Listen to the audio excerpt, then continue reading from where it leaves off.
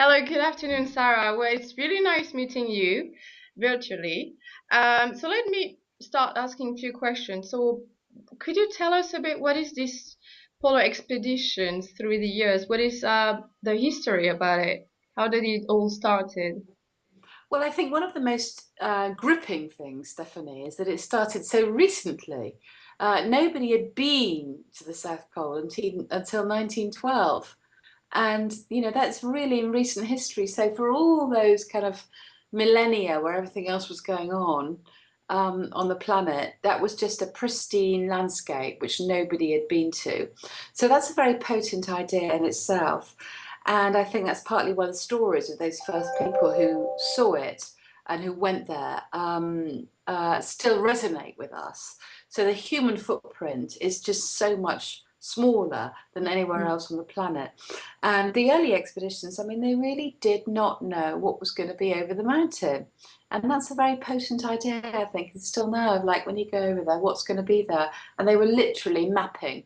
So I think that's partly why those stories resonate with us. And also, it was very much to do with 20th century history. I mean, if one thinks of Captain Scott and why he's so mythologized. Captain Scott, after all, is one of the most famous Englishmen ever to have lived. I think it's partly because it's before the First War. And so he was the last time, he represented the last time anyone could believe in those ideals. And so after he died and after the war and after what they knew about Passchendaele and so on, they just had to desperately cling on to something that represented what they thought was the apotheosis of being English. And it wasn't being British then, it was being English. So I think that the history of polar exploration is very interesting in the context of social history in general. Wow. And what are the challenges at that time and nowadays? Are they different?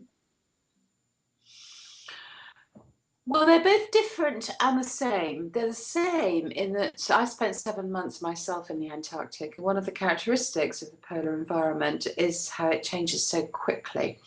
For example, in the summer, it could be 5 degrees and really sunny, and you could be walking around in a t-shirt and really be a very sort of normal environment. But then in 10 minutes, it can change, you get a whiteout, temperature can go down, the wind comes in, and it'll kill you. It will kill you, and it does do. So, and what I understood when I was in the Antarctic is how, for example, I had to keep my radio antennae up, and once it really gets cold, you take your gloves off. Your fingers really quickly go to like frozen chipolatas. First of all, you can't do anything, and secondly, if you let that situation carry on for not very long, you'll have lost your fingers. So it's a very hostile and very different environment. Now, you asked me what the difference was between then and now. That situation is the same, but they have much worse gear.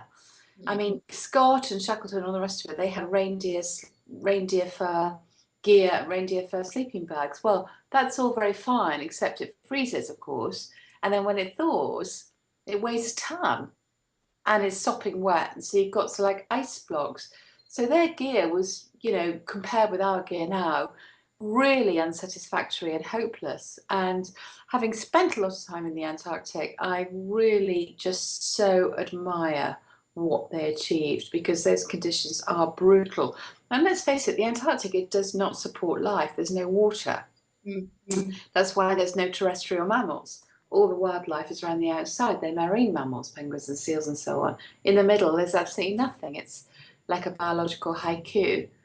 And I so admire what they achieved in those early years with the gear they had and with no sat nav and satellite phone in their backpacks.